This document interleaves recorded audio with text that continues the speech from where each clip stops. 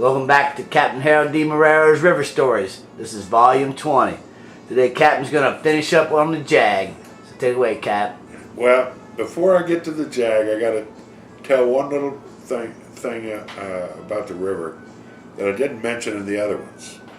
And that is about the role of the Corps of Engineers, Army Corps of Engineers.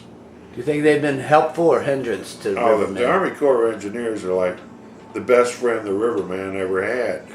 Better than the Coast Guard? Don't even tell me about the Coast Guard. I was in the Coast Guard for 17 years in the regulars and in reserve, and look, they do a great job at certain things, but the river's not one of them. They need to get off the river, stay off the river. But let's go back to what the Army Engineers was doing at the time. The major thing is they was taking care of the buoys on the river. And they would place all the buoys around all the sandbars on all the rivers, and they had civilians doing the jobs. That the same guy might be the captain of that buoy boat for 18 or 20 years, and then he gives up and retires, and then another guy that's been 15 years there takes his place. So you always got a really experienced guy putting these buoys down.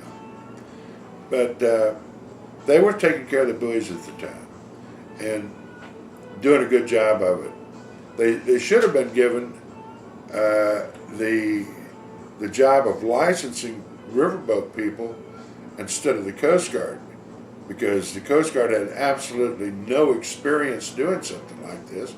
The Army Engineers was very professional. They had a lot of professional pilots working for them. They could have taken it over, but they didn't. Now let's go back to the Jag. Now my survival on the Jag, the first trip or two I made up there, every time I was going down into a lock, I never knew whether the rudders was going to be in the right place or not, and I just was terrified every time I went in and out of one that I was going to crash, And to add insult to injury, the engines on the boat would go dead, and then you'd have to blow a whistle for the engineer, and he would go start it again. They go dead all the time, or just in reverse?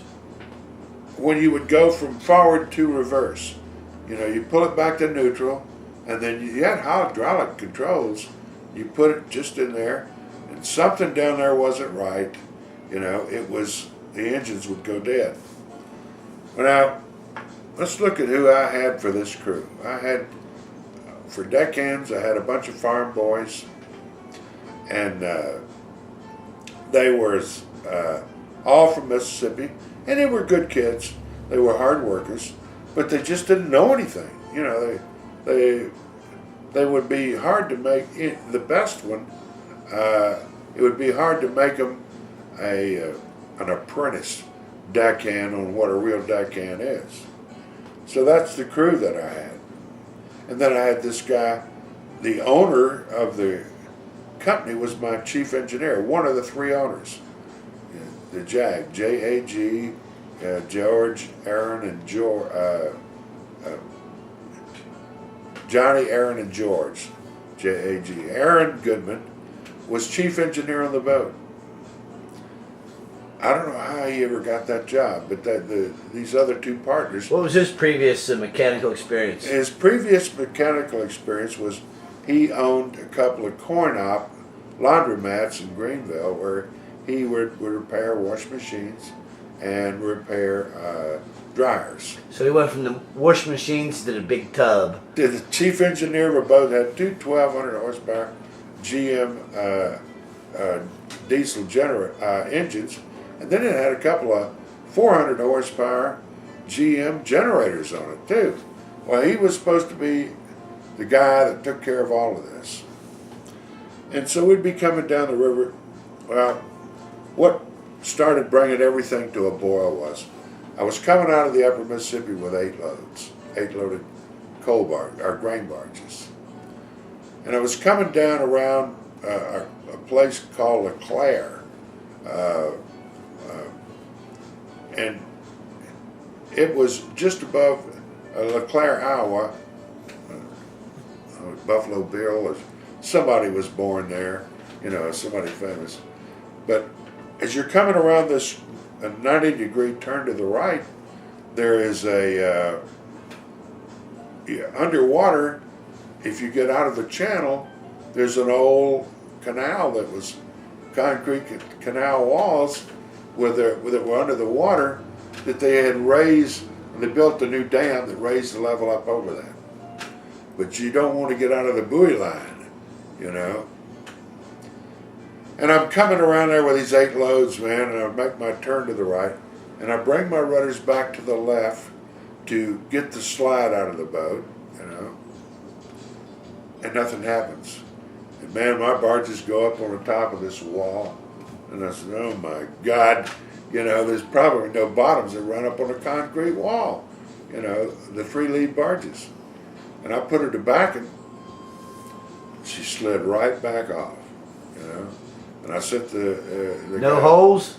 No, sent everybody out there to look at the bottoms of all up to check all because these grain barges are built. It probably was wore down from everybody else running up on them.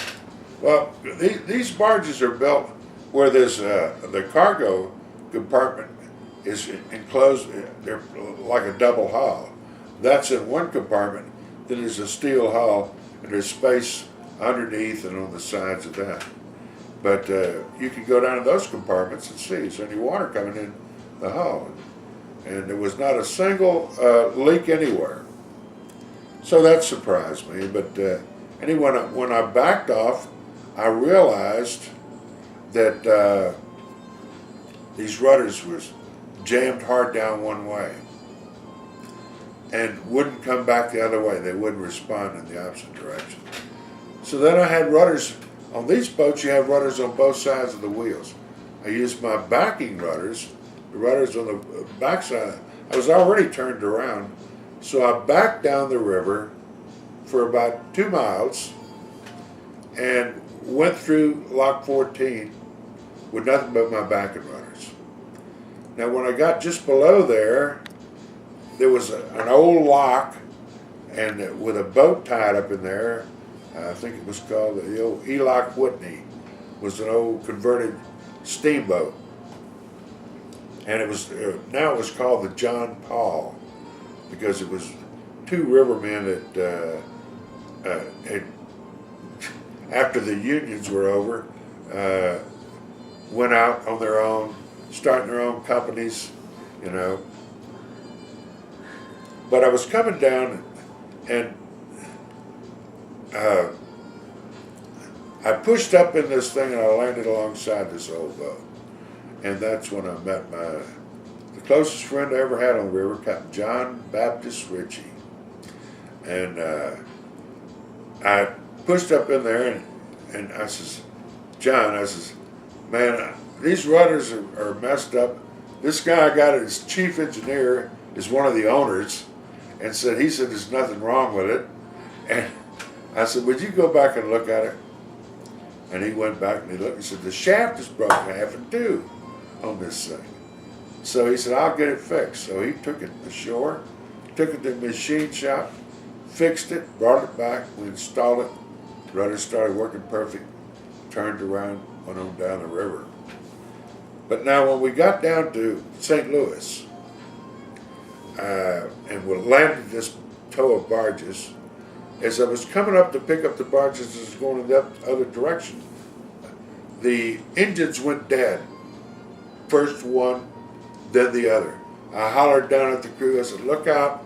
We hit the thing, and it busted out the corner of the barge. And so I said, this is it. I've had it. Enough is enough. And anyway, I called the other owners, which were the majority stockholders, and they told me, he said, what's wrong? I said, well, this guy, he doesn't know what he's doing. He said, well, fire him.